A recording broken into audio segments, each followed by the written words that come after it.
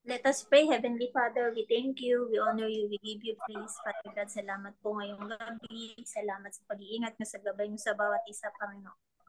Salamat, Panginoon, at patawarin niyo po kami, linisin niyo po kami, Father God, sa mga nasabi namin, nagawa namin na hindi kalugod-lugod sa inyo, Father God. Humihingi po kami ng kapatawaran. Ganun din, Father God, sa mga bagay na hindi namin ginawa, Panginoon. Dapat ginawa namin, Panginoon. Patawarin niyo po kami, Father God. Lord, bigyan niyo po ang wisdom si Pastor June as he leads us, Panginoon, at pag-aralan ng salita mo, Father God. Salamat po sa pag-iingat niyo sa maghapon sa bawat isa. Salamat sa buhay ni Ate Josie, Panginoon, at palagi namin siyang nakakasama kahit sa Zoom, Panginoon. Salamat po, Panginoon, sa buhay niya. Ganoon din kay Pastor June. We speak blessing sa buhay niya. At kila Badit po, salamat sa pag-iingat niyo kay Camille sa kanyang pagdadrive niya. Thank you, Panginoon, at inuwi niyo po ang bawat isa sa kanilang pansamantala. Ang tahanan ng maayos, ng safe and sound, Panginoon. Lord, salamat po. We invite the Holy Spirit to lead us as we study your word. Salamat po. In Jesus' name we pray. Amen. Amen. Pa-share na po ng ating slide. Gusto lang po nating i-clarify yung yung nai-post doon sa ating GC, yung word na reply. Basta tayo lang nakaka-relate ata. Tayo lang yata nakaka-relate ng reply. Hindi nila alam. Hindi nila alam. So, ipapaalam yan ni Sister Faye mamaya. So, Sister Faye already introduced the song, I Speak Jesus, and we praise God, there was a sound. Ang nangyari po ay dinownload ko po ang video na yun para magkaroon ng sound. Kasi I think there is a restriction whenever you are going to present some audio-video materials directly from YouTube, and then you're going to put it on record dito sa Zoom. Parang meron yata silang agreement not to do that. So, the message of the song is so powerful. Meaning po ay talagang hindi ka dapat nananahimik na nagkukwento about the Lord Jesus Christ. So, wherever we are, sabi sa song na, shout Jesus in the mountain, tapos in the streets, wherever you are, kailangan ay mayroon talagang proclamation na we are of Jesus. And the next is about speak ba yung susunod natin, Sister Badette? Okay. Our speak, pabasa po, Sister. Okay. Speak po. Rest pa din. Yes po. Tapos na po siya. Next. Ayan. Okay. Si Sister Faye ang magbabasa ng ating speak. Sige po. Press please. Yeah. Sabi po sa 2 Chronicles 19:7, now let the fear of the Lord be on you. Judge carefully, for with the Lord our God, there is no injustice or partiality or bribery. So, pwede bang magkaroon tayo ng wild guess? Sino kayang king ang nagsasabi niyan sa Israel? Nag-start po ng letter J. Jeroboam. Change your answer. Sister Jo, sino kaya? Po. Sino kaya ang king na nagsasabi niyan? Letter J ang umpisa. Okay. Hindi naman si Joshua. Hindi. Sister Badette, sino ang naalala mo? Letter J ang umpisa.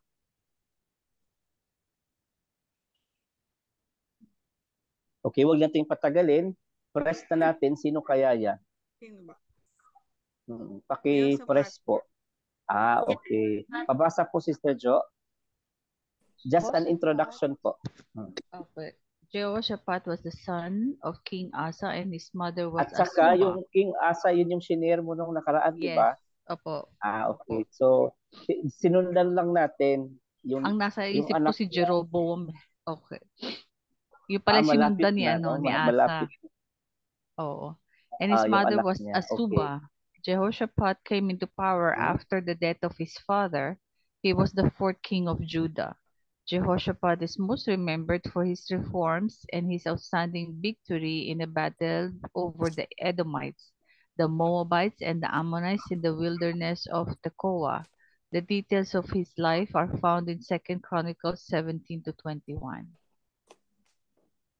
Okay, so if you happen to be researching about the details of his life, you will be able to find it in the scripture shown on you, 2 Chronicles chapter 17 to 21. Okay, let us press, and Sister Badette, can you read? That's part of the introduction pa din. When Jehoshaphat came into power, many people in Judah offered and burnt incense in the high places, but he took away the high places and idol poles out of Judah.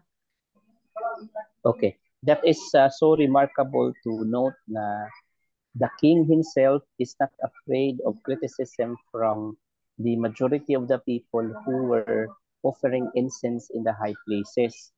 So that's one of the reforms that he did. Why there are reforms? Because there are violations already.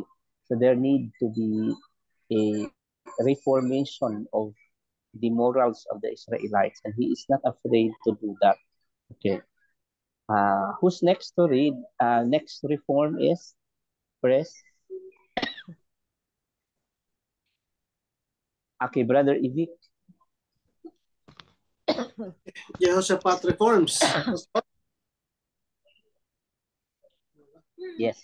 Jehoshaphat also took out those practicing prostitutions, which remained in the days of his father Asa, in 1 Kings 22:46. So, mayroon pala talagang no, may prostitution, kaya nga oldest profession sa na sinasabi. Okay. Press pa din, let us add the reforms, Sister Faye. After removing the temptations to idolatry and prostitutions from Judah, Jehoshaphat proceeded to teach the people the word of God. Very remarkable, no? Very remarkable ang kanyang ginagawa. Let's go to Sister Jo kung mayroon pang reforms.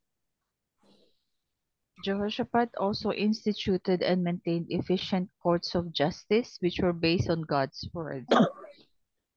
Okay, so maganda po yung yung 'di ba po may mga rallies or may mga programs and services na parang ang nangyayari parang temporary lang. Temporary lang, parang linas hugon lang ang nangyayari. Pero ang kagandahan sa ginawa ni Jehoshaphat, he instituted it. Kaya nga 'di ba sa ating bayan, sa bansa natin, may mga institusyon. For example, may naging institusyon na parang naging home for the aged. May institusyon na school of boys. May mga institusyon that cares for women. May mga institusyon that cares for the abandoned, the people, the deprived ones. Napakaganda ang kanyang ginawa kasi kapag may institution, if there are backings of the government, ang institution na iyon nagiging parang binaback up siya ng isang batas and mayroong fund that is being provided so that the programs are going to continue unhindered. So napakahalaga ng kanyang influence, him being a king, instituting such a practice. Kung nagmumula sa hari ang order na ganyan, if we remember before, yung si President Duterte, pag may nagsasabi siya na may isinasabi siya sa mga speech, for example, i-increase niya ang sweldo ng mga kapulisan. Minsan, doon sa mga nakikinig doon, para nataranta kasi saan lang kukunin ng funds. But they are going to do it. They are going to do it because may nagsasabi. So, somewhere along the way, the voice of Jehoshaphat was able to convince. Kaya nga, mayroon tayong term na mamaya i-reveal ko po yung term na sinasabi niyang pagdating sa pangungumbinsi. Mayroon siyang term na ginagamit na kailangan nating mahawaan lahat doon sa ganong anointing in him being a leader. Press please, Sister Badet. As a result of these reforms, God was with Jehoshaphat, and the fear of the Lord fell on all the kingdoms of the lands that were around Judah, so that they did not make war against Jehoshaphat. Okay. Brother Ramil is there, right? Wala Okay. pastor, nasa kitchen po. Okay. Next, please. Let's go now to, yan, isa-isahin na natin ang ating pong speak today. Ang nag-umpisa yan sa sin to forsake. Now, I'd like you to note, dito po sa right side, may naka-box. Sister Jo, ano nga nakasulat dyan sa box? Parang angkop na ang. Since we all have a sense of being judgmental, then this message is also for you. For us pala.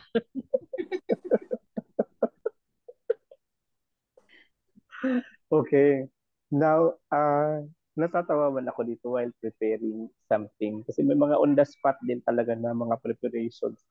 And, there is always like fun in preparing the word of God. Now, ang istorya kasi nitong pagbibigay ni Jehoshaphat ng order doon sa mga judges is that they have to judge fairly. Since they are very observant naman and they are very critical, and sometimes tayo din naman we also have our own litany of things. Kagaya lang ng bakit namatay si Jacqueline Jose? Ano ba talaga ang dahilan? O, di ba? So, may mga ibang litany. So, may ibang judgment about it. Pero mabuti na lang at may naghintay talaga ng din na ang official announcement from the family. Now whether it was like the official announcement, pero kung they are just shielding the truth what really had happened, pero talagang we are being admonished na when it comes to our judgment, we have to judge fairly. Now we have to be fair in all the things na gagawin natin. Okay. Balik tayo kay Sister Fe. Sin to forsake based doon sa 2 Chronicles chapter 19 verse 7. Okay po. Sin to forsake, literal, injustices, partiality, bribery, figurative wala po, implied, superficial fear of the Lord, wrong judgment, poor decision, or misjudgment, the act of forming a wrong opinion about somebody, something, especially in a way that makes you deal with them unfairly. Okay, may little difference po pala yung wrong judgment at saka yung misjudgment, no? Little difference. Although magpinsan sila, pero mayroon siyang a little difference. Ang wrong judgment, ito na yung parang pagbibigay mo ng verdict, a decision. Sometimes, because of misjudgment, you base on your wrong decisions or poor decision on the misjudgment. Kasi nga, nagiging unfair ka. So, implied na kasalanan siya in the very first place. Kaya nga siguro ay maraming galit sa mga hukom, maraming galit sa mga lawyer because of this belief na may pagkakamali talaga sila, may loophole sila doon sa kanilang pagbibigay ng hukom. Kasi in the very first place, kapag ang abogado talaga po ay the campanilla as they say, they will always use all the schemings, even evil schemings, just to obtain justice, although injustice nga naman siya, in favor of their client, although makasalanan talaga sila. And this type of verdict, according to the scripture, is the Lord is not pleased in it kasi it is being called injustice. It is called partiality. It is form of bribery. Now, dito ko talaga nakikita yung how dirty the law was even before nung time pa ng mga ancient times. Kasi the very fact na sinasabing there is injustice, sinasabing there are partialities, and briberies, makikita mo talaga na the law and order during the time was not really good. I mean, there is really injustice to a point where the Lord was displeased. Okay. Next, promise to claim. Punta tayo kay Sister Jo. Promise to claim implied. Your heart shall be saturated with the genuine fear of the Lord. Maganda yun, ano? Kasi saan natin binase yung, yung argument na yan. So nagiging lawyer na tayo ngayon, yung argument na yan. Kasi yun yung lawyering pagka nandoon ka sa korte. Sinasabi dito kasi that now let the fear of the Lord be on you. So not superficial, and then judge carefully. So your heart really, if you have this kind of fear of the Lord, will be saturated with such genuine fear of the Lord. In the conclusion po mamaya, I'll be showing to you 4 aspects of fear based on our research. Kung ano bang ibig sabihin ng fear of the Lord.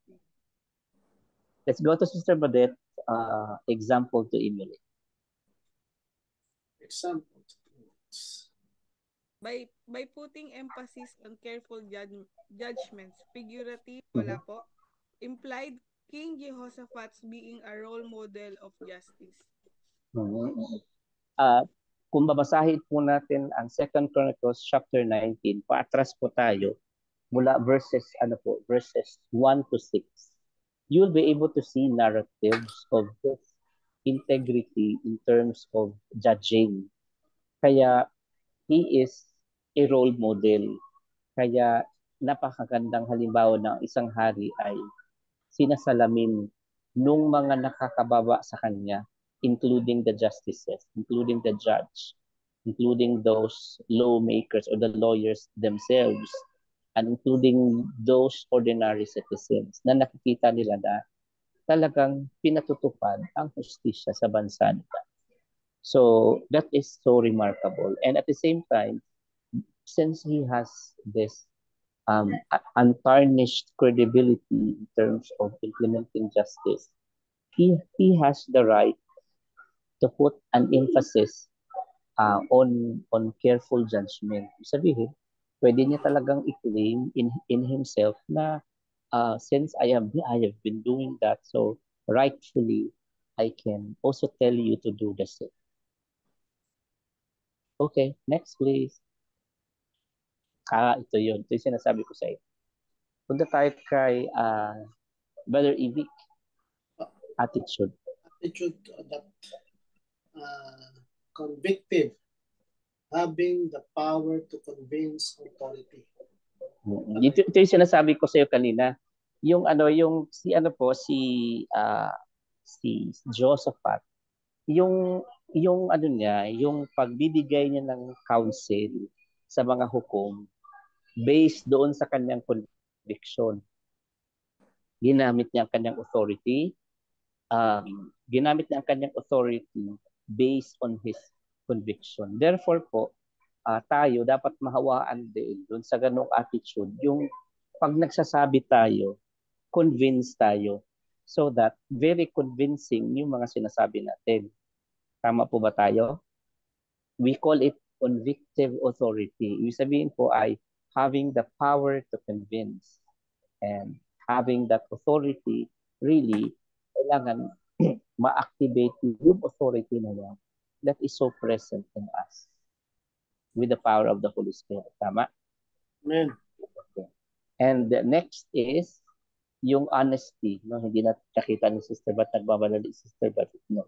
Yung honesty na talagang yun. Ang commentary po sa 2 Chronicles, sinabihan siya ng isang prophet na King Jehoshaphat, although hindi naman lahat good sa iyo, pero sinabihan siya na, but there is something that is good for you, and that is good in you. Ibig sabihin, hindi naman din siya nag-fall, hindi naman siya yung totally talaga na pinaka-righteous. Kasi nga, kung magbibigay ng komentaryo na there is something that is good for you, na parang in you, na dapat yun yung yun yung pagyamanin mo. Yun yung gagawin mo. Yet, one of those traits na mayroon siya, yung honesty. No? So, similar with us, parang sometimes may pagkamabait man tayo, di ba? Sometimes kapag tayo naman ay parang naarkabyado minsan, we also show some of our pangs and some of our reaction to them, if, especially if we are in the right track. Now, let's go now to the knowledge and principles to live by. Let's go to Sister Faye. Balik na tayo, Sister Faye. Principles to live by. When our whole being is saturated with the genuine fear of the Lord, He is living, governing, and serving with conviction. Okay. He or she is living, governing, and serving with conviction.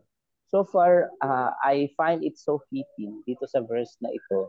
Kasi nga si Jehoshaphat being a role model, talagang convictive authority ang ginagamit niya. And he is basing his convictive authority because in the very first place, he fears the Lord.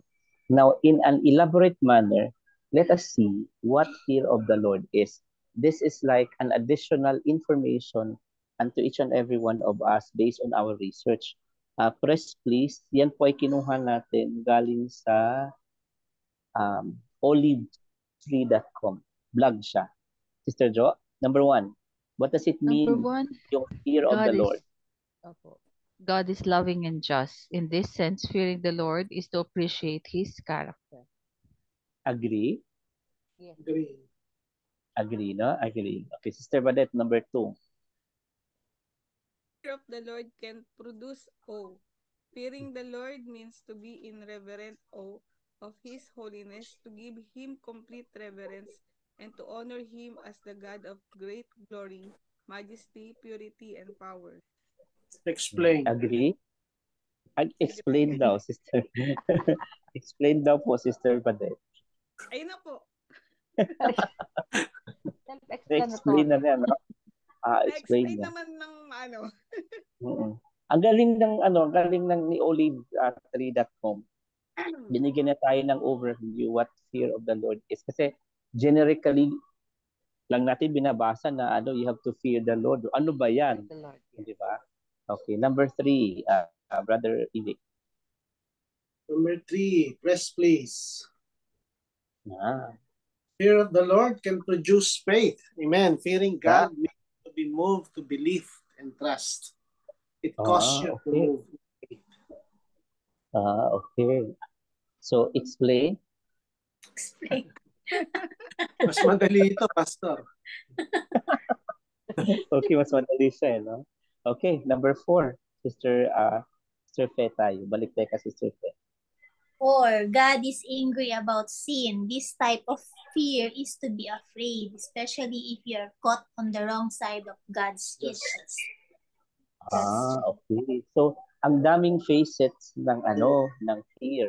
Ito, isa to na dapat matakot ka talaga dahil may punishment. Di ba? And kung umatras, ano po? Fear talaga to. Ito, fear talaga to na dapat talaga matakot. But the other side of it is yung appreciating His character is also fear of the Lord. And in awe and in worship, that is also fear of the Lord, and also moving in faith and trust is also fear in the Lord. I think there are 4 para lang para ma-elaborate talaga sa atin. Okay? So, thank you po. Okay. Amen. Press, doon na tayo sa exam. Doon na sa quiz. Exam na. Hindi ko yan nakita. Kinupya ko lang talaga. Letter A. Hindi ako nag-review. Letter A. Madali lang yung exam, Pastor. 15 lang. Sige po. Sige po. 15 questions. Okay. Sino magbabasa?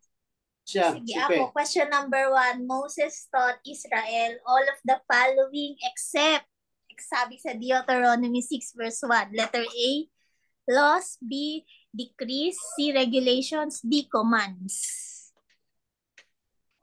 Ano yan, Sister Jo? Nakasulat po yan, ha? Ako, I'll go for Letter C. Command. Letter Ikaw, Padet. o Letter letter B. letter C na din ako, gaya-gaya. O sige po, press please. C? Letter C. Letter C po. Nagbasa Okay. si Yan yung hindi binanggit sa... number 2. According to Deuteronomy 6:16, you shall not tempt the Lord your God as you tempted him in saan? Okay. A. Number 1. Masa. B. Yung Egypt. gumagawa C. ng tinapay. Oo. Ito Galing. sa tubig, di ba? Ito yung sa Oo. tubig na pas. Gumagawa ng tinapay. Ha? Oo. Yung Press gumagawa ng please. tinapay. Oo, tama po. Yun. Ayun, tama. Number 3, what kind of mercy did God command?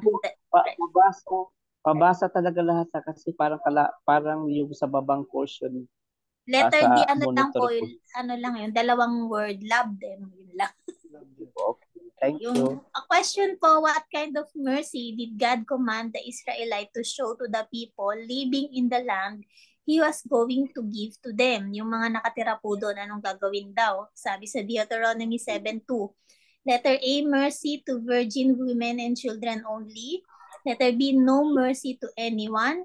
C, the same kind of mercy He had shown to them or He loved them. Hindi D ang sagot. Letter B ako. Letter B.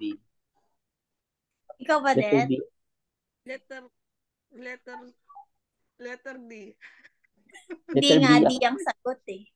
Letter Letter C. B. O, sipak press please. Oh. Letter Oo. B po. No mercy to anyone. Gusto ko lang i-explain tong something na ito kasi na parang I think part of the, nag-i-explain talaga. Nung nabasa ko pala, in hindsight, yung the Israelites, when they're going to invade the land, they shouldn't be thinking, sinabi doon na it is because of their righteousness. The land was given to them because the evil, the level of the sins ng mga tao nakatira doon have already reached the Lord. Kaya nga, binigay sa kanila yung land na yan kasi umabot na talaga sa sukdulan yung sin ng mga nakatira doon. And that is why, kung iisipin natin na napaka-brutal naman ng judgment na no mercy to anyone, kasi that is the command of the Lord as a punishment to the overdue grace that was given to them. Kaya nga, no mercy to anyone. Okay po. Salamat po sa explanation. Question number 4, please. What did God command the Israelites to do with the items the people of the land used to worship false gods? Sabi po sa sabi po sa Deuteronomy 7:5. Letter A, destroy the altar, the pillars, the asherim, and the carved images. Letter B, put it in a museum. Letter C, sell it to another land and put the money in the treasury for the building of the future. O, letter A, B, C lang po ang sagot. Ano po? Letter A ako. Letter A. Press please. Kasi mahaba. Ayun. Opo, mahaba. Letter A. Yun yung pastor, yung kanina sinabi mo, yung poles, na sinasabi nila, pagan poles. Oo, yung Asher poles. Question number 5. What did God say that He was going to send over to help drive the people out? Ano daw po yung gagawin niya? Letter A, earthquake. B, tornado. C, hail. D, hornets. Wala ko tumingin. Ano daw? Ano daw po yung sabi ni God na ipapadala niya para tulungan yung mga i-drive out yung mga people doon? Earthquake, tornadoes yan. Tornadoes, hail, or hornets. Ano yung hornets? Hindi ko din alam po. Na merong ano. Kasi yung saglit. Yung hail, malalaking tipak ng yelo. malalaking tipak. Pinadala ba yung dati? Pero naalala ko kasi, ang nabasa ko is that, they are going to be confused. Bukod doon, Pastor, yung pinadala niyang It's either hail or hornets, pero nasa isip ko hornets eh. O sige, gagayahin ko Sister Jo kasi kailangan 'di ba as a friend. As a friend. Press please. Hornets po. Nasa ano okay. po yan? Nasa King James tsaka nasa ESV na version. Hornets yung Okay. Yun yung ano, Hornet. pastor, yung Pa-spell. swarm of bees O ano ba bang ibig yun? sabihin ng hornets? Ate, ano Parang ibig sabihin ng malalaking hornets? yung mga Parang malalaking bees. bubuyog. Parang bees siya, Okay. pastor. Na edible, hindi. Ano po? Ay, hindi. Di ba may yung Edible. one of the plagues ng Panginoon na binigay niya is a swarm of bees. Pero ano na naman yun, dalang man yun, di ba? Huh? Dulon man yun yatang pinadala. Grass, parang ano. Okay, next. Next po, question number 6. Why did God say that the people in the land should be cleared away little by little instead Mhm. of all at once? Makikita po yung sagot sa 7:22. Yeah, okay. Because there would be too many dead bodies at one time.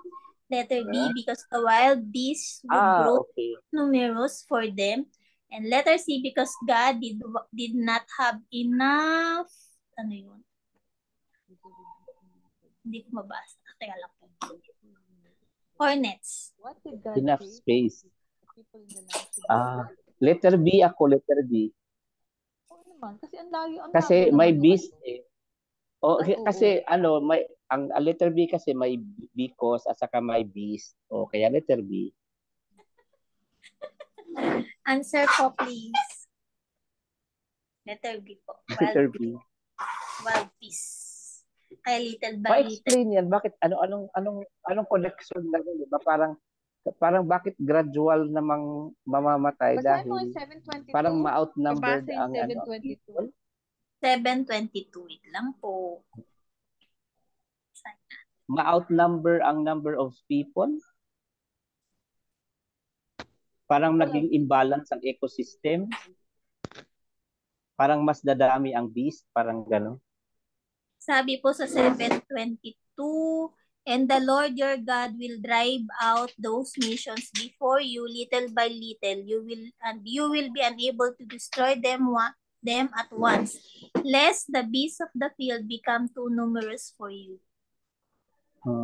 Oo, kasi 'di ba parang ang mangyayari kapag namatay na yung mga tao, yung mga beast nila na pag-aari malalayas din, 'di ba? So too much nga naman lang alagaan. Ang dami mong alagaan na baka, Sister Jo. 'Di ba? Dahil nag-migrate na, ay wala nang nangangalaga. So mahirap nga naman i-manage ang livestock. Okay po. Okay. Next question, please.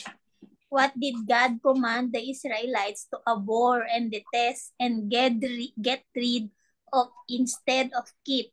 Because it was abomination to him. According po yan sa Deuteronomy 7:25-26. Okay. People's gold and silver carved idol. Letter B, people who were fit to be used as slave. Or letter C, an unmarried woman. Letter A. Letter A. Letter A Answer kasi po. may gold at silver. Opo, obvious naman po. Next po. O kaya nga Question. dapat pala sino yun, di ba yung mga amulets natin, di ba dati-rati meron tayong mga amulets na di ba? Iba-iba ang forma. Okay. Question number 8 po. Moses said Israel was to follow commands he was giving them so that all of the following would happen except, according po yan sa Deuteronomy 8:1, they may live, letter A. Letter B, they may increase. Letter C, they may possess the land. Or letter D, they may become a great nation. Nakalagay po yan sa Deuteronomy A. Great nation. 8A Diba, pala. 8:1. they are going to live and then increase and possess the land. Letter D will become great nation. Kung literal yan, di letter D ako. Except po except. Literal po yan, literal. Letter C. Except Ate Josie. Letter D ako, letter D. Except. Letter D ako. Kasi parang yun they are going to live continuously. Of course, they have to possess the land. They are going to Kasi, live di ba, Pastor? continuously and they are going to increase in number. Kasi ang nabasa ko, di ba yung sabi nga doon, walang barren. Ibig sabihin, kahit yung inyong mga alaga, walang lahat magpuproduce. So, mag-i-increase sila lahat. Di ba? Pag sumunod sila Tama. sa So, Panginoon. tama yung letter B. And they are going to possess the land. So, tama. Correct. Tama rin yung And letter they're going C. to live continuously. So, tama yan. Oo. So, Correct. letter D ang mali. Actually, yung choice kasi very tempting kasi yung letter D, it was promised to Abraham. Apo. Pero kasi ang question is yung binigay ko man. Literal po yan, literal. Kung literally talaga, parang hindi yata nabasa yung great nation dyan sa letter D. Sa chapter 8, verse 1. Kaya letter D tayo. Wala yung sa promise. Oo, wala dyan sa verse na yan. Correct. Wala yung sa promise na may hindi ka mag-great nation. Yes, please, letter D. Pero yan, it was promised to Abraham. Apo, Pero, promise po yan. Dyan sa specific na verse, parang wala siya. Wala po. Kaya po sinabi ko literal kasi literal yung literal na nakasulat yung tatlo except dun sa isa. Okay. So, ang sagot ay? Letter D po. Okay. Thank you, letter D. Next po. Naging tayo naging argumentative tayo na parang lawyer. What had their fathers not known according to Deuteronomy 8 verse? Yung parang pillar, parang will and testament. Literal po ako ha. Mana, pillar of fire, law of God, and desert. Okay. Yung will and testament yan. Letter A. Their fathers, pastor eh. What had their fathers not known? Literal ate Yung pagkain yan eh. Oo. Kaya mana yan, pagkain. Hindi naman nila kilala ang mana dati eh. Huwag na pahirapan. Basta mana yan. Kung mamali yan. Literal yan. Kung mamali yan, mali. Oo nga. Hindi nila alam yung mana. Letter A po ang sagot niyan, mana. Yeah, tama. Tama ako. Desert yan. Iba yung coriander yan. Sige po. Question number 10 na. Mana po ang sagot, mana. Okay. Press po, press. Sophie Jelly. Number 10. Moses describes the desert through which they pass as being all of the following. All po except the following. Literal po ako ulit. Letter A, vast and dreadful. Letter B, thirsty and waterless. Letter C, hard and empty. Letter D, having snakes and scorpions. Scorpions. Vast man yun, kaya maano. Tapos, hindi man empty, mayroon mang laman. May laman, hindi pwede. Anong sagot, Pastor? Letter C. Ako Kawate. din, Hindi. Sabi you describe the desert through which they pass as being The empty, may snakes. Water hardened. Vast yun. Kasi di ba kailangan nilang magpalabas ng tubig. Kaya, di ba? So kung hard naman, ibig sabihin, rocky siya. Hindi naman lahat rocky. And then empty. Hindi naman empty kasi may inhabitants nga, di ba? And then letter C, may danger kasi may scorpions. Kaya letter C ang siguro sagot. Press please po. Letter D. Hindi po, letter C. Letter C po yan. Letter C. Hard. Letter C yan. Mali. Letter C yan. Mali yung letter C. Tama tayo.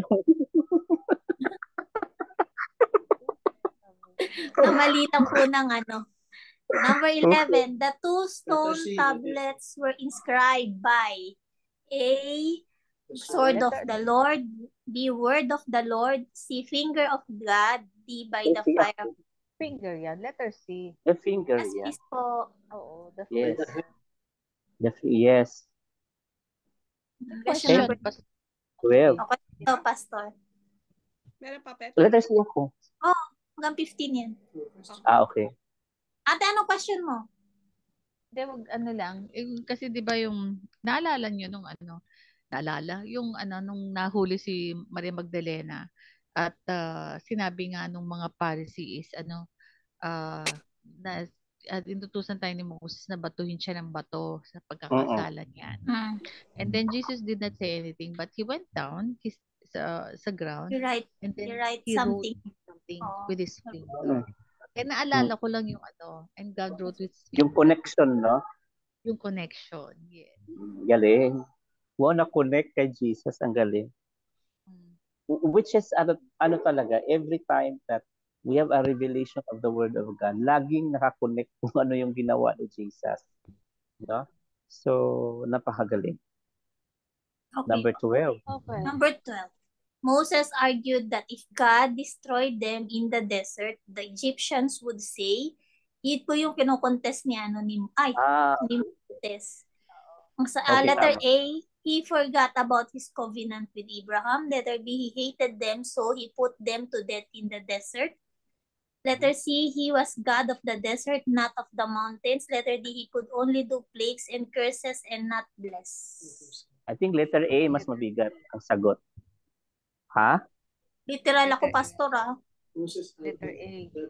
Letter B. Sandali. Change your answer, pastor. Change my answer. Saglit. Sige, gayahin ko si nagbasa yata to si Sister Jo. Letter B. Binakmail ni Moses. Di ba yan yung pastor yung sabi ni niya, nagpapatayin na niya sa desert. Sabi naman ni Moses, dadalhin mo lang sa desert para patayin. Yun.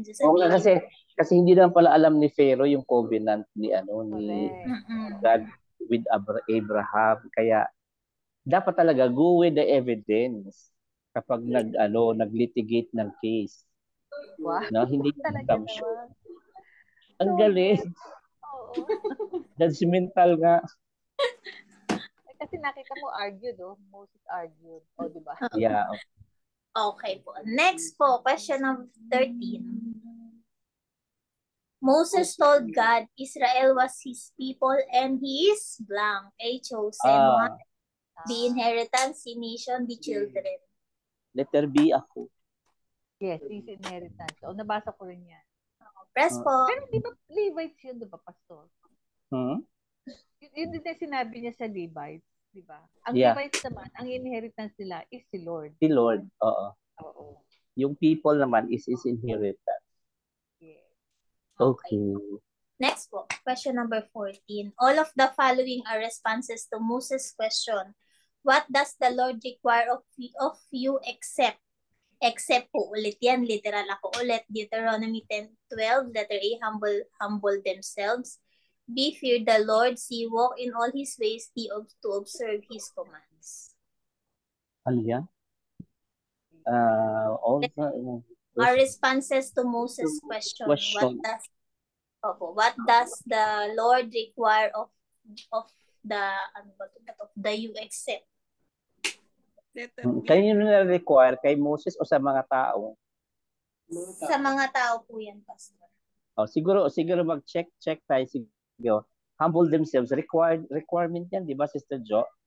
Yes. But, pastor, literal ako, And then fear the Lord. Fear the Lord. Yan ang sinasabi ni Moses palagi. Fear the Lord, walk in his ways, observe his commands. But he never said na humble themselves. Letter A.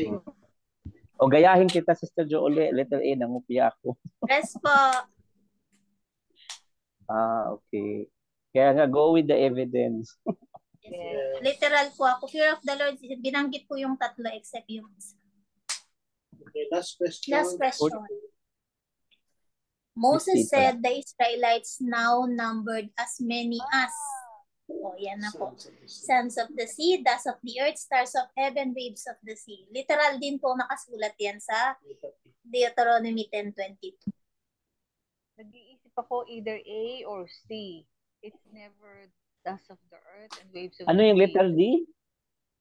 Waves of the sea po. Ano mo kukwenta yung waves of the sea. Wala na yung letter D. Wala na yung letter D. Dust na yun. Tsaka yung letter D, wala. Di ba dust of the earth?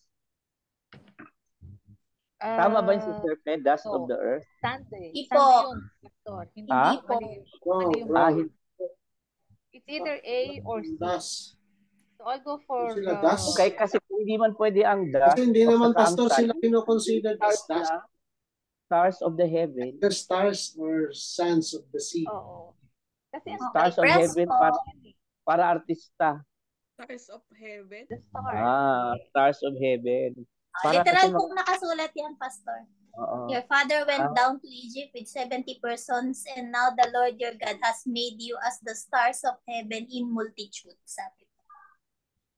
Tama. Ang pangako ni Lord kay Abraham is Sons of the sea. the sons of the sea. Pero sinabi ni Moses sa Israelita. Pero marami kasing kinumpare siya, di ba? Parang for example, nung makount mo ba ang sand ng sea? Okay. Yung Abraham nga yun. Diba? Ang dami nilang comparison, pero nga, we have to go with the evidence, argumentatively, kung ano nakasulat, yun yung i-interpret. Kaya nga sabi ni Pepo, literal. O, di ba? Kasi nga inumpisahan natin sa pagiging argumentative doon sa ating speak. Hindi That siya is why. Hindi talaga. Literal talaga. Thank you po sa masayang pa-exam today. I believe so. May mga natutunan talaga tayo. 15 substantive questions with explanation yan. Kaya napakahalagang. Natutuwa ako, Pastor, kasi kahit sa questions na ginagawa natin, we have a critical thinking, di ba? Hindi himay-himay natin kung bawat isa anong sagot, yung ano. Although, nabasa natin, minsan kasi nakakalimutan talaga natin, pero nakikita natin kung ano yung trend of thought, bakit nangyari. Which is Yeah. And then improving yung mga slides natin noong nakaraan, scroll. Ito talaga Bible yung background. Torah, nakalagay. Yan, improving. Amen. So, sino po ang sunod na magpapa-exam? Maghanda po, that is Deuteronomy chapter Ayaw itaas yung kamay. Ayaw itaas yung kamay ni Ibig. Ikaw daw, Ate Josie. Deuteronomy chapter 11 verse 15. Chapter 11 to 15. Ayan. Thank you po. At let's proceed na sa ating lesson. Let's proceed na doon sa ating Second Chronicles. This time around, sisikapin natin tapusin up to chapter 9 of Second Chronicles. So, ayan po ang ating, I'd like to also request na habang nakabukas ang chapter 1, ay buksan din po natin ang Second Chronicles chapter 1, nang sa ganun po ay masusundan natin whenever I'm going to be mentioning or requesting a verse to be read, ay mababasa agad natin. Ready? Okay. So this time around, ang First Chronicles chapter 1, mababasa natin yung Solomon's ascent to the throne. So this is now like official. Let us press please. Pakibasa po, Sister Jo.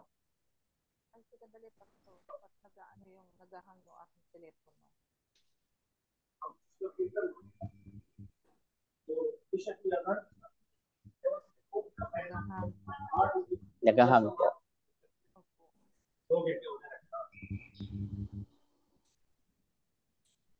Second Chronicles, ano, Pastor? Hindi, nasa slide? Screen po, nasa screen muna tayo. Pa-ready lang in case na may babasahin tayong text. Yes. Solomon begins his reign with a heart full of gratitude and a mind committed to serving the Lord. Ang ganda nun, parang kagaya po nung fear of the Lord, he is ready. Okay? He is ready to assume his leadership as a king. Press please, Sister Badette.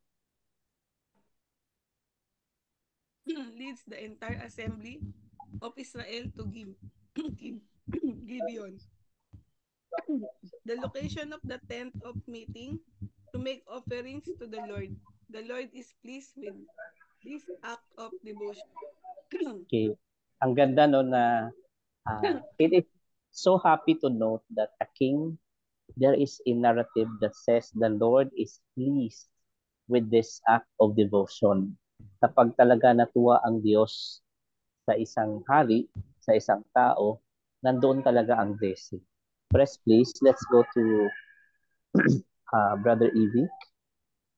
On that very night, God appears to Solomon in a dream and asks what he desires. Solomon humbly asks for wisdom and knowledge to govern his people righteously. Amen. Okay. So that's what he requested from God. And tuloy po natin, Sister Fe. God grants not only wisdom and knowledge, but also riches and honor, unparalleled by any king before or after. Okay.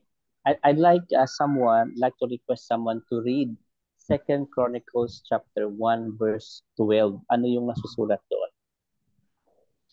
1 Chronicles chapter 1 verse 12. No, 2 Chronicles, sorry. 2 Chronicles chapter 1 verse 12. Wisdom and knowledge are granted to you, and I will give you riches and wealth and honor, such as none of the kings have had who were before you, nor shall any after you have the like. Okay.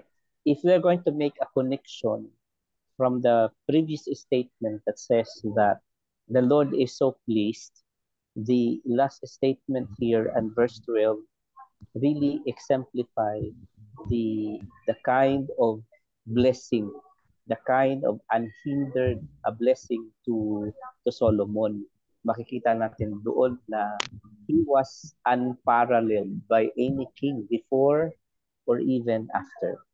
Now, if you're going to be reading also chapter 1 of 2 Chronicles, mababasa natin doon that he also equipped himself with chariots, horsemen, and in fact, there is a narrative there that says he had 1,400 chariots, and he also have installed like yung chariot cities. What does it mean? This time around po, nung kami po ay nakaranas na manood ng horse racing sa Al-Ain, makikita natin doon na grabe ang pagpapahalaga sa mga kabayo. Meron silang stable na ang kailang stable ay naka-aircon.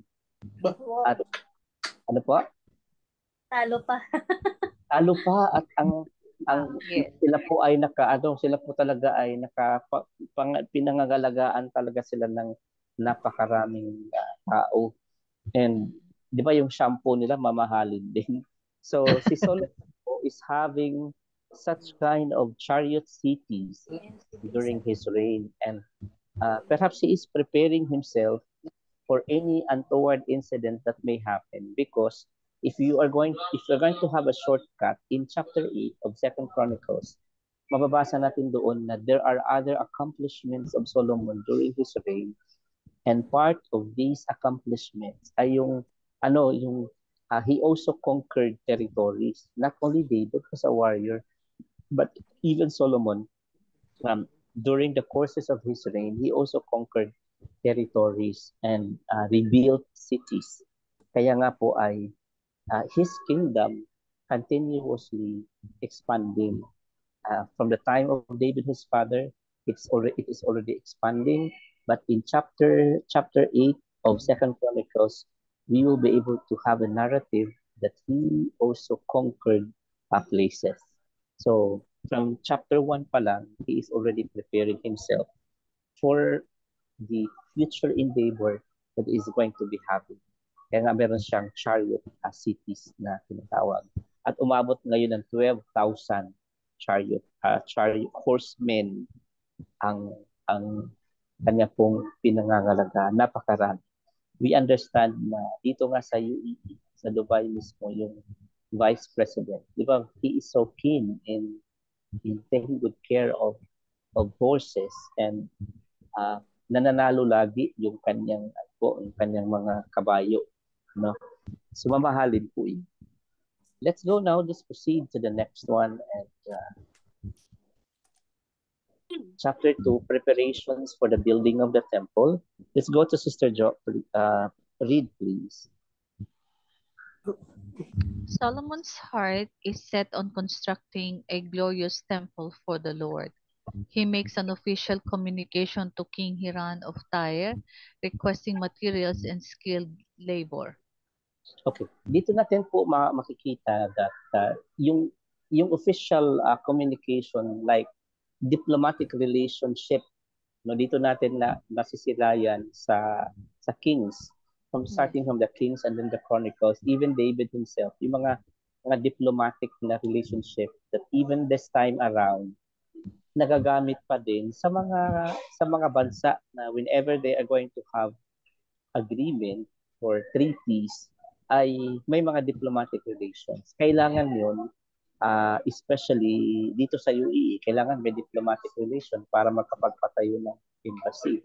Kasi without it, walang imbahadang maitatayo without that diplomatic relations. Dito naman, ang diplomatic relations that Solomon opened to the king of Tyre for the supply of materials. So, parang kagaya din po yan ng mga business relationships this time, may mga trading supply. Naalala ko dati mayroon pong nag-propose na mag-supply daw po ng panganang tuna sa UAE. Narinig nyo doon? Narinig nyo yung yung proposal na yon na magsusupply daw po ng panganang tuna from Gensan to the UAE. May narinig kayong proposal na ganyan dati? Sa akin, Pastor, wala ha. Wala akong narinig. Ano po? Wala akong narinig from here. Walang narinig ng panganang tuna. Sinasabing panganang tuna daw isusupply dito sa UAE. But anyway, this time around, the diplomatic relation purposely was being made and initiated by Solomon for the materials para sa temple. Press please, Sister Badet.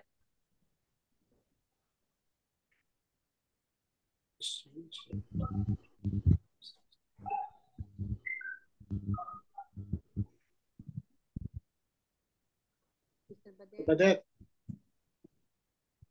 Badet.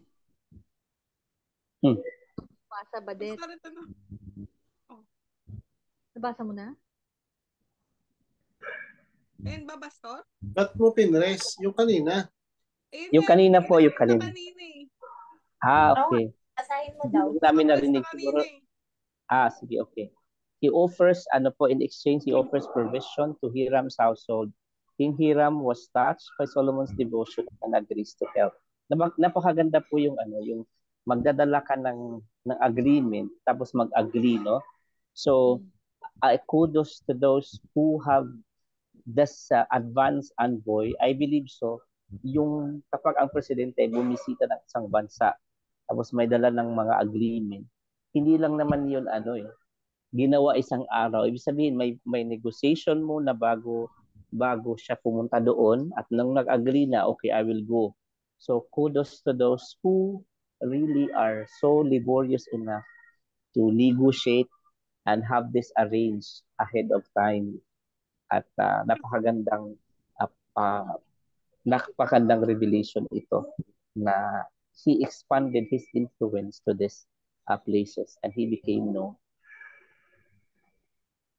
Okay, press please. Let's go now to Brother Evie. A commendable workforce, including 150,000 laborers and 3,600 foremen, is mobilized. Solomon's visit for the temple is of splendor and reverence. Okay. Naalala ko po dati ang isang project na, for example, I think yung remall project na ang cost niya dati was like 2 billion dirhams.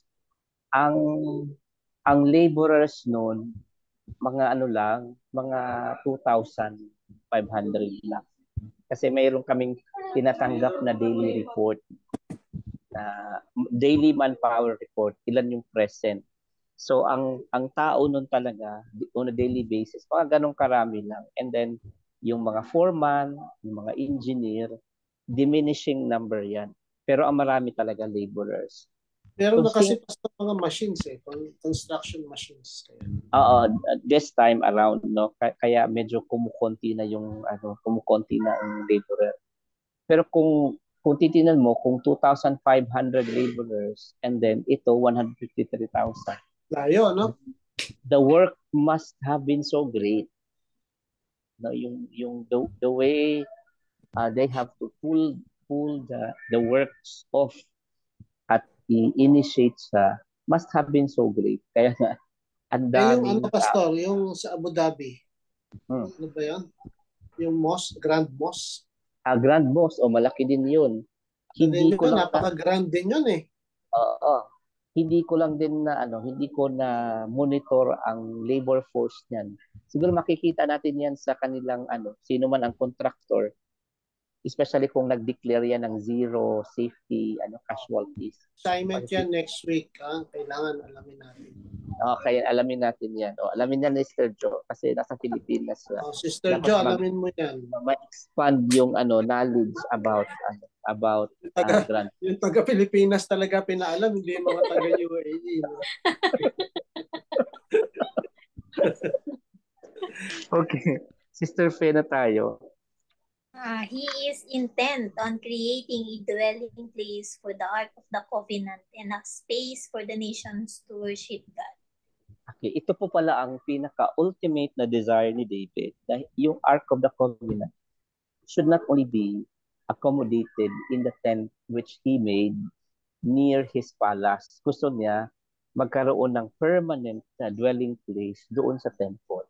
Kaya ito yung ultimate na intention why they are going to be building that temple magnanimously. Okay. Bago tayo pumunta sa chapter 3, mayroon muna tayong trivial question. Okay. Sino ang inoffer ni Abraham doon sa isang mountain? Inoffer ni Abraham sa? Isaac. Sino po? Isaac. Si Isaac. Okay. Ano ang pangalan ng mountain na iyon? In this mountain, the Lord provides. Tama. Moira. Ano po? Moira. Okay. Tama, Sister Badet. It's Mount Moriah. Okay? It's Mount Moriah. Okay. Take note of that, ha? Take note of this, the name of the mountain, no? We call it Mount Moriah. Saan po siya nakahimpil? Saan siya nakalocate? Okay, press na tayo sa chapter 3. Okay, let's construction of the temple begins. Sister Jo. Solomon commences the construction of the temple in Jerusalem on Mount Moriah, a site with historical significance as it was where Abraham offered Isaac.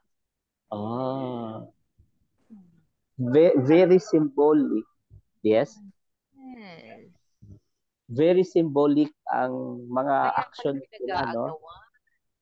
Oo. Very symbolic yung mga action nila na ginagawa, no? Kasi nga, it was also historically the place where Abraham offered Isaac sa Mount Moriah. Jerusalem ba yon, Pastor? Yes. Opo. Okay. Kaya pala yung pilgrims sa Psalms 121. Yung pilgrims. Ang laki nung pinangako na kaya yung sinasabi nga nila Saudi actually covered ang Syria, ang Turkey, 'di ba? Ang mahaba. Pastor, kaya pala kasi ang mga Muslim sa kanila, they know Father Abraham. But they know that he offered Ishmael, not Isaac. Kaya siguro napaka-ano nila. At Pastor, yes po. Opposite ba yun ng Mount Gerizim? Gerizim ba yan? Ang nakalagay doon ay aalamin din yan ni Sister Jo. Diba yung Mount of Blessing and Mount of Curse, diba? Yan in the Old Testament. Magkatapat siguro yun. Magkatapat? But alamin din natin ang location. Pero ang sabi dito, it's Mount Moriah. So alamin natin, dagdag nating ialamin yung Mount Moriah at saka yung mga surrounding places niya. Mount Ebal. Mount Ebal. Mount Ebal tsaka Mount Gerizim. Okay. Nandun nga. Ay, inalam ni Sister Badet. Thank you po. Hindi na na-cover ng ng research ko yan, nung nakita ko lang ito sa outline, na na-amaze lang talaga ako na, actually po, kung may kanta si Sandy Patti at saka yung, siguro isi-share natin yan minsan sa ating pong we are going to introduce na music. May kanta sila na minention to yung Mount Moriah. Talagang very touching kasi biblical talaga yung yung basis ng kantang iyon. Can we proceed na po? Sister Badet, next. Sabi dyan. The construction was grand with the foundation laid with large high-quality stone. High-quality stone, no? Mahirap to. Parang bahay lang to ni Brother Ibik. Walang tiles. Kaya siya pumisip ng tiles kasi kailangan maganda ang tiles. So this is grand with foundation. Kaya din ba, Sister Badet, kaya din pumili ng tiles, no? Tama po kami bahay. Yung bahay ba doon sa Cavite? Tiles po yun, Pastor. Pero sinong pumili? Lang po yun eh. Standard po yun eh. Okay. Pwede naman daw. Pwede papalitan. Gawing high qualities na tiles. Gagawin namin marble. Wow, marble. Important blonde. Marmol. Sige po. Okay. Okay, press please. Okay, kay Brother Ibik na tayo. Thank you. The temple's dimension and materials are meticulously detailed in this chapter, with gold, precious stones, and fine wood being used abundantly. Ang ganda ng kombinasyon, gold tsaka may wood. Yes. Okay. Pabasa po ng 2 Chronicles chapter 3 verse 2. Anong inumpisahan ang paggawa? Verse 2.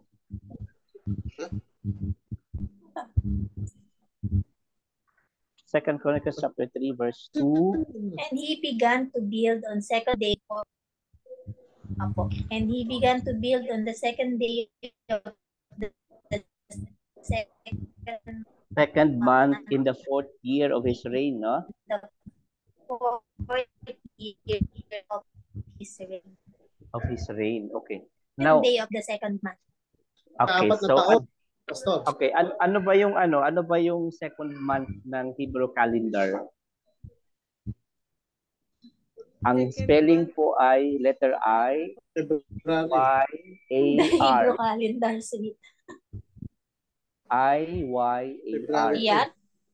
Iyar siya. So nasa second day of the second month. Kaya kung ER 2, no? Second day of ER, tapos ika-apat na taon ng kanyang paghahari. Now, hindi kayo na-intrigue doon sa petsa at saka parang tumagal muna ng pang-apat na taon bago na ipinatupad yung plano. Kaya nga, di ba?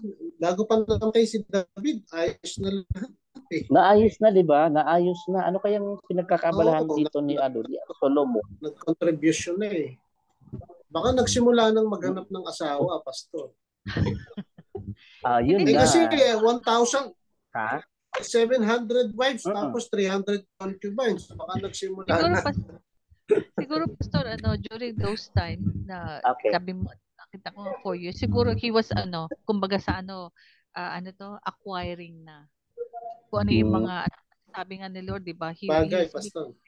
Not only with wisdom. Sipin mo, kaya nag-acquire na siya. 150 workforce yun eh. Dami nun. Siguro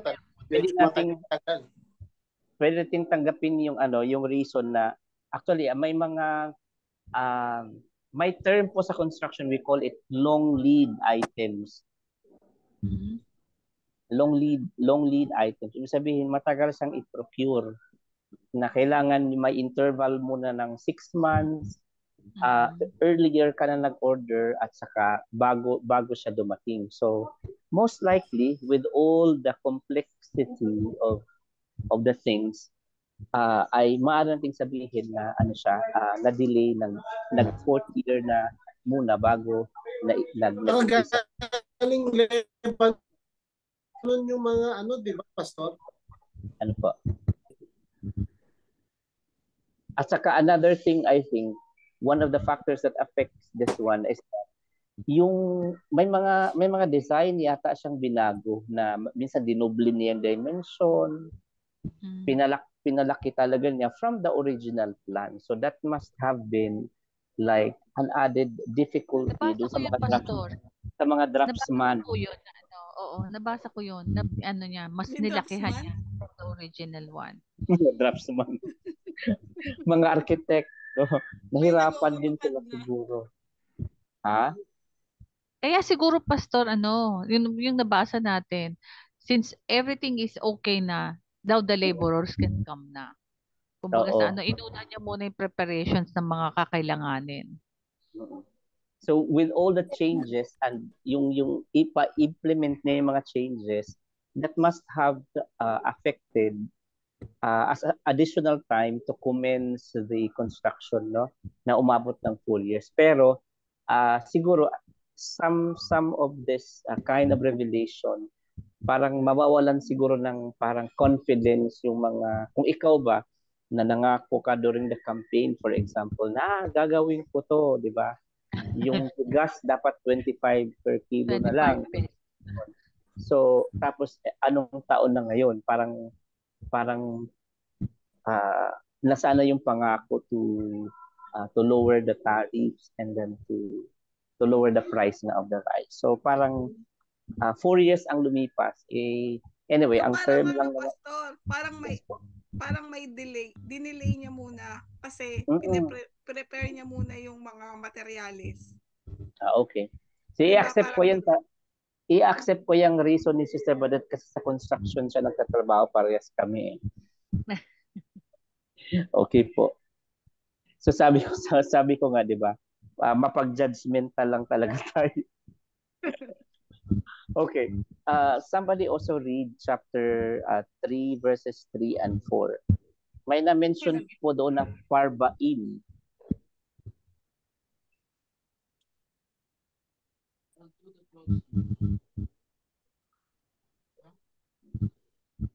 Ano chapter pa sa?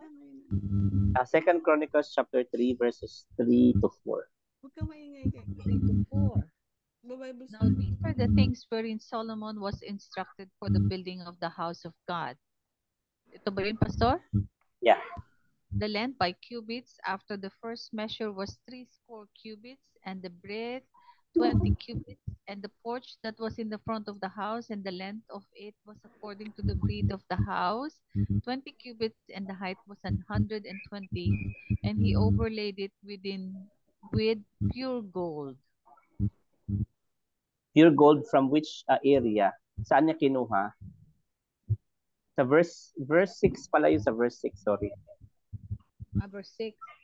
And he garnished the house with precious stones for beauty, and the gold was gold of Parbaim. Parbaim. Oh, isa pa yan i-research saan yung Parbaim. Marami palang gold dyan. Oo. Dapat mapuntahan yan.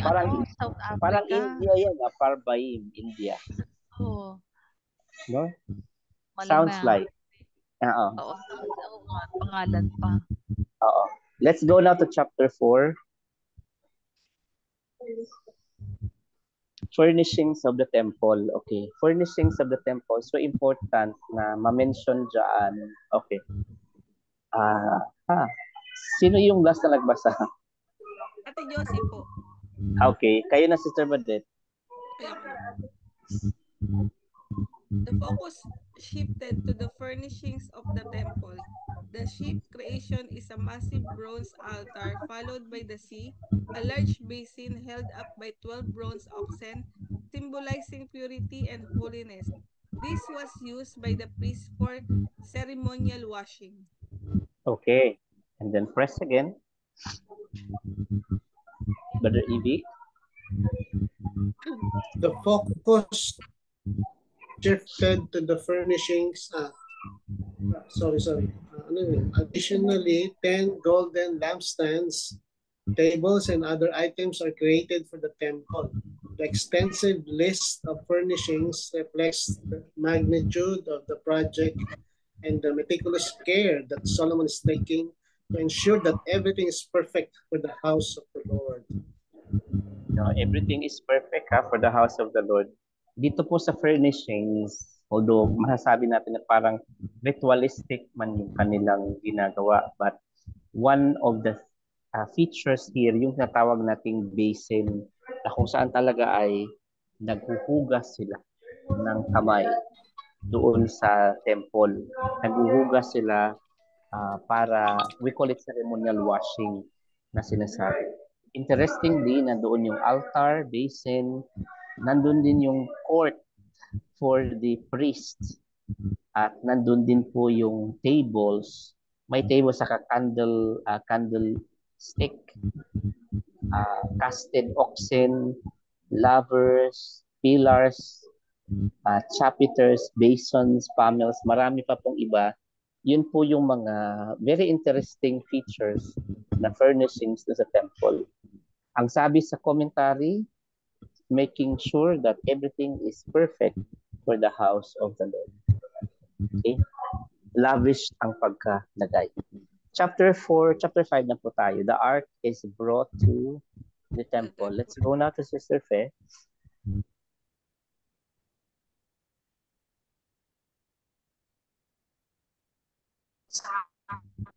The crowning movement arrives as Solomon brings in the Ark of the Covenant to the temple. A grand procession with trumpets, singing, and a cloud of glory of the Lord fills the temple. It's a glorious day as the ark finds its permanent dwelling. Okay. Very important to note, ito talaga yung pinaka-purpose nila, why they built the ark, the temple, so that the ark is going to be housed there. So ito yung crowning moment. So ito na yung pinakahihintay nilang lahat. Okay, so chapter 6, press please. Chapter 6. Okay, Solomon's prayer and dedication. So okay, press please. Sister Jo. Solomon addresses the assembly, recounting how the Lord has been faithful in fulfilling his promises. He speaks of the temple not just as a building, but as a place where God's presence will abide perpetually. Okay. Tuloy natin, Sister Badet. Solomon then kneels before the altar and fervently prays to the Lord. He asks the Lord to always be attentive to the prayers made in the temple, to forgive, to uphold justice, and to maintain his covenant with the people of Israel. It's a prayer full of humanity and gratitude. Okay. So this time around po, let us divide the 42 verses of 2 Chronicles chapter 6. So 42 verses to ang magawa sa UR4. So sabihin natin na tig 10 po, tig 10 ang babasahin, and then the last person to read yung the rest na. So Brother Evic, verses 1 to 10, and then followed by Sister Fe, and then Sister Jo, and then the last 12 verses kay Sister Badet. And this is like our response and reflection, as if we are also there witnessing the dedication of the temple. Let's start po kay Brother Evic. 2 Chronicles 7. Opo. 6. Chapter 1? 1 to Pastor? 1 to 10, yeah. Okay. Let us read it aloud po. Then Solomon said, "The Lord has said that he would dwell in a dark cloud. I have built a magnificent temple for you, a place for you to dwell forever." Verse 3, while the whole assembly of Israel was standing there, the king turned around and blessed them.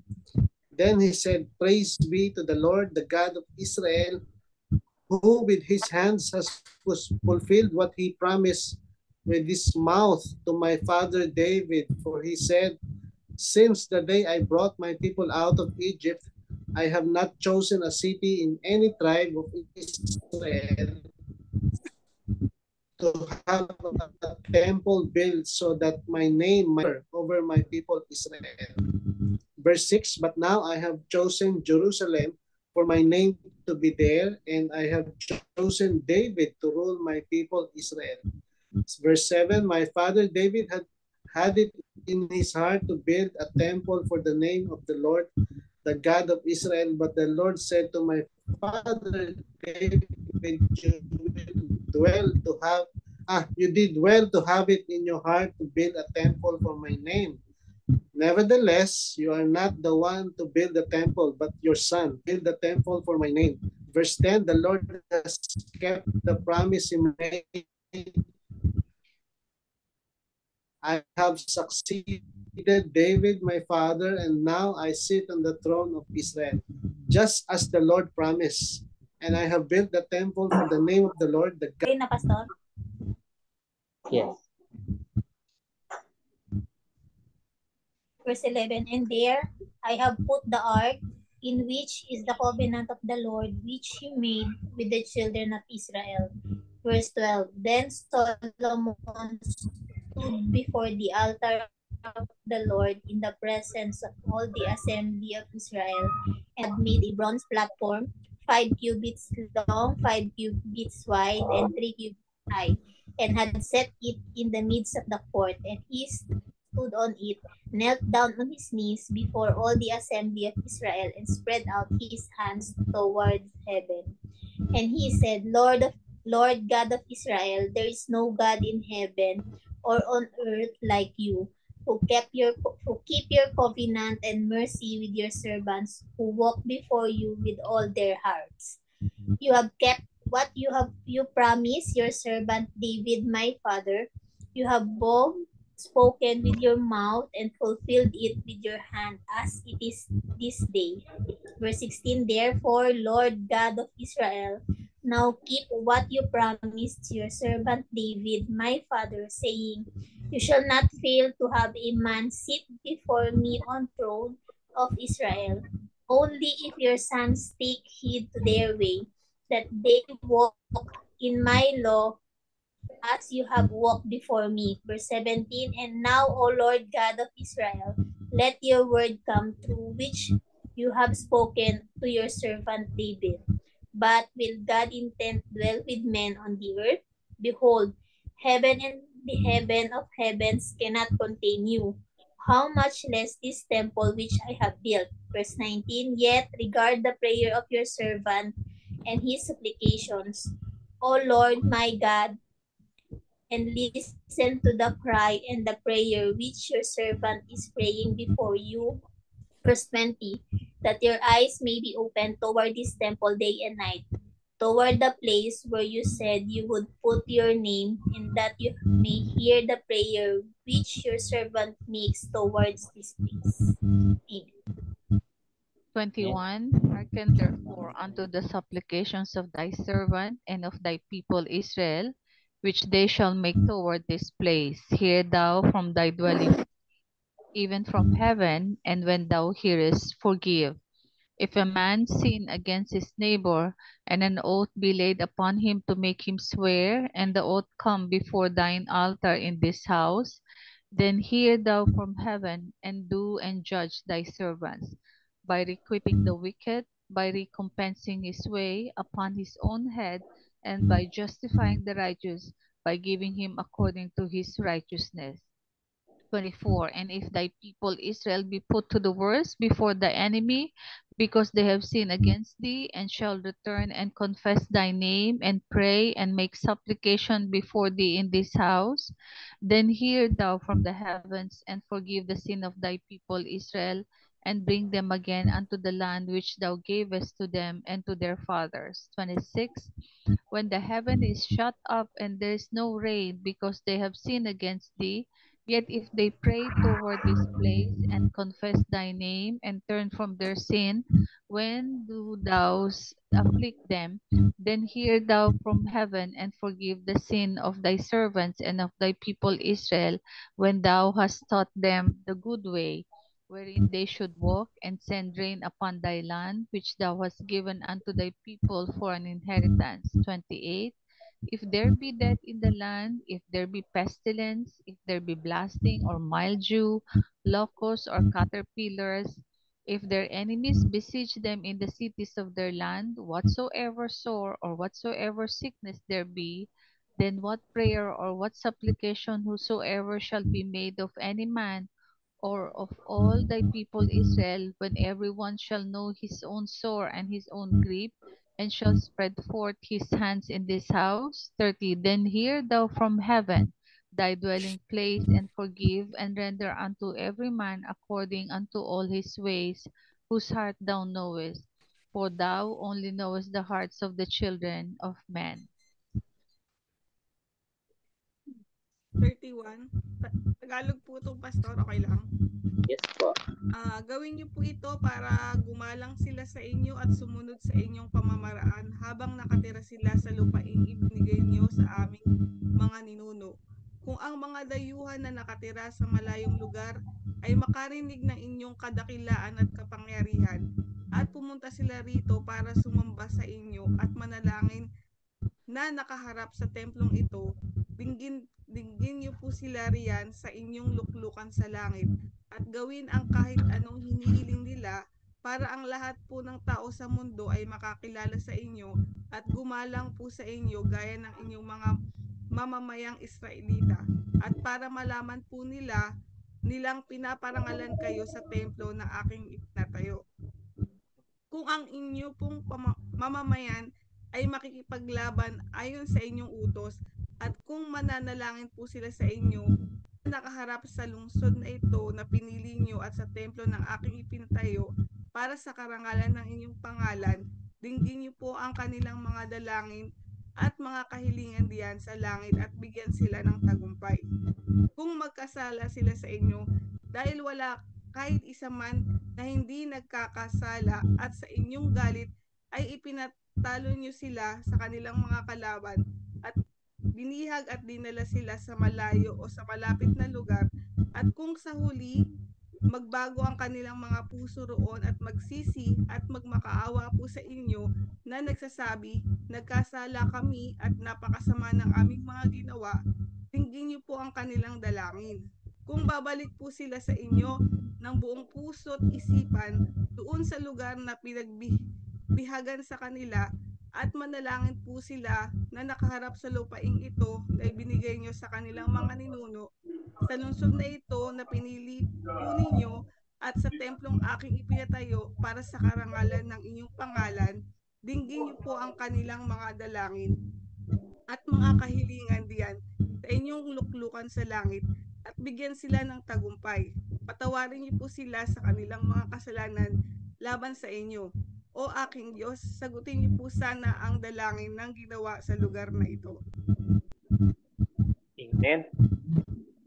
Napaka substantive ng decree na ipinapanalangin ni Solomon, that even to this day, it greatly affected us, yung declaration po na nakalagay doon. Gusto ko lang bigyan ng pansin ang verse 20. Pabasa nga po uli nun, Sister Afe.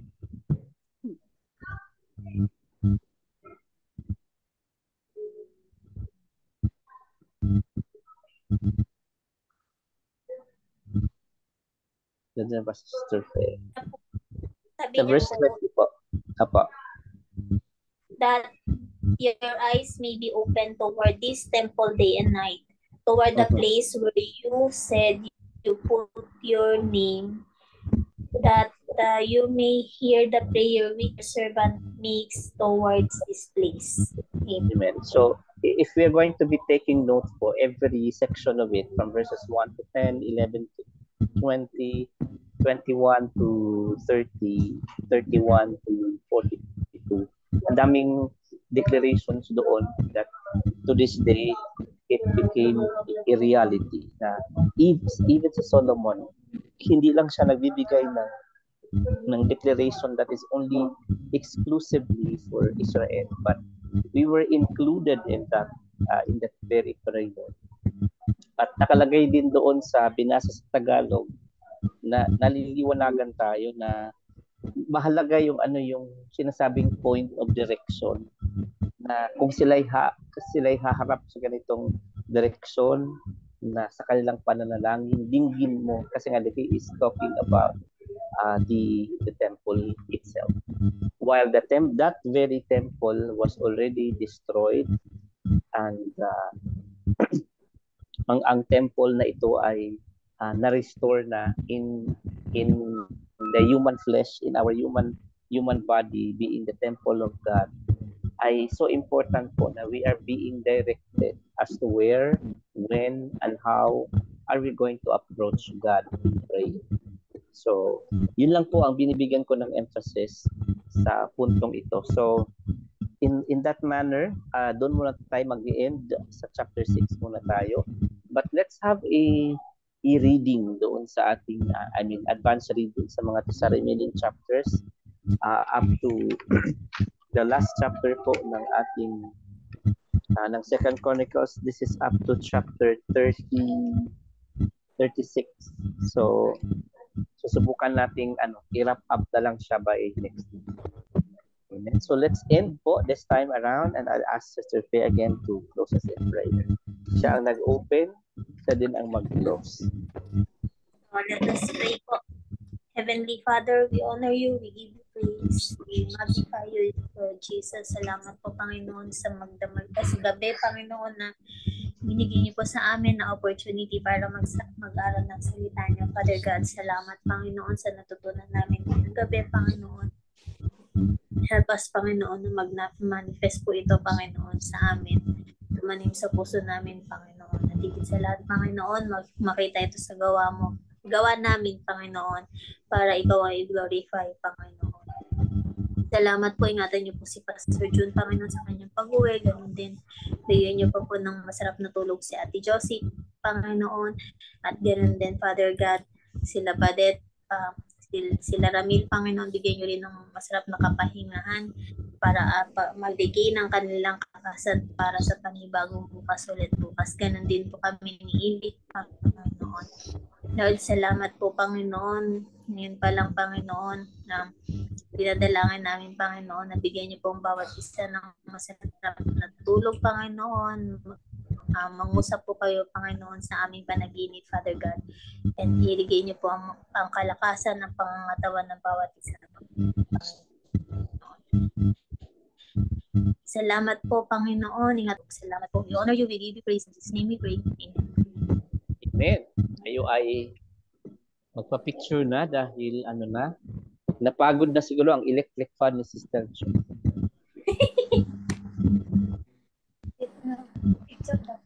Pastor, wala kang camera, ha? Ay, sorry. Okay. Okay, 1, 2, 3.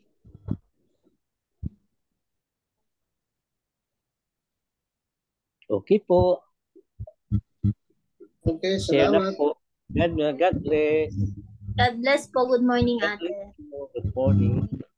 Bye. Bye.